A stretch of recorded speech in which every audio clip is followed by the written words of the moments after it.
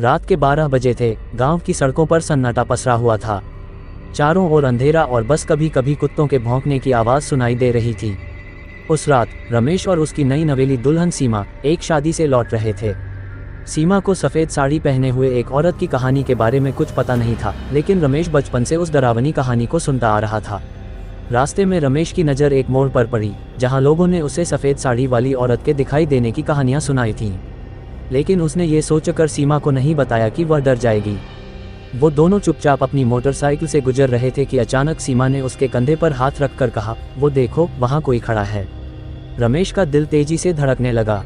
उसने देखा कि एक औरत सफ़ेद साड़ी में लिपटी उनके रास्ते के ठीक बगल में खड़ी थी। उसके चेहरे पर लंबी जुल्फें थीं जो उसकी आंखों को ढक रही थीं। वह धीरे धीरे उनके करीब आने लगी, जैसे कि कुछ कहना चाहती हो। रमेश ने घबराकर मोटरसाइकिल की स्पीड बढ़ाई, लेकिन उसकी गाड़ी जैसे चलने से इनकार कर रही थी। रमेश, ये क्या हो रहा है? वो औरत कौन है? सीमा ने घबराई हुई आवाज़ में पूछा। मुझे भी नहीं पता, लेकिन हम जल्दी से यहाँ से निकलते हैं। उसने किसी तरह गाड़ी को संभाला और उस महिला से दूर जाने की कोशिश करने लगा, लेकिन उसकी हर कोशिश के बावजूद वह औरत उनके पीछे पीछे चलने लगी और उसकी चाल से कुछ अजीब सा डर उनके दिल में भरने लगा। कुछ मिनटों बाद रमेश ने देखा कि अब वह औरत सड़क के किनारे गायब हो गई है।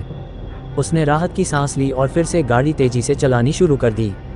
लेकिन जैसे ही वे गांव के करीब पहुंचे, सीमा ने फिर से उसे रुकने के लिए कहा, रमेश, वह देखो, वह वही औरत है।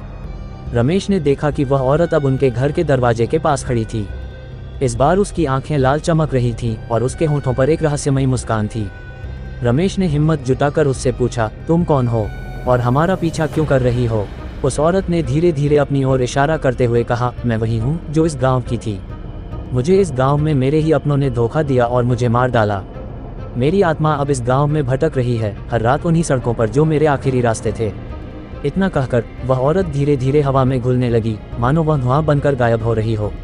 रमेश और सीमा को समझ नहीं आया कि जो कुछ अभी हुआ वो हकीकत था या महज एक सपना। लेकिन उस दिन के बाद रमेश और सीमा ने एक कसम खाई, रात के समय वे फिर कभी उस सड़क पर नहीं जाएंगे और ना ही उस औरत के बारे में कभी किसी से बात करेंगे। और गांव के लोग कहते हैं कि उस सफ़ेद साड़ी वाली औरत की आत्मा आज भी उस रास्ते पर भटकती है, इंतजार करती है किसी नए राहगीर का जो उसकी दर्दनाक कहानी सुन सके। कहते हैं वो सिर्फ उन्हें दिखाई देती है जो उसकी कहानी सुनने के लिए तैयार हों।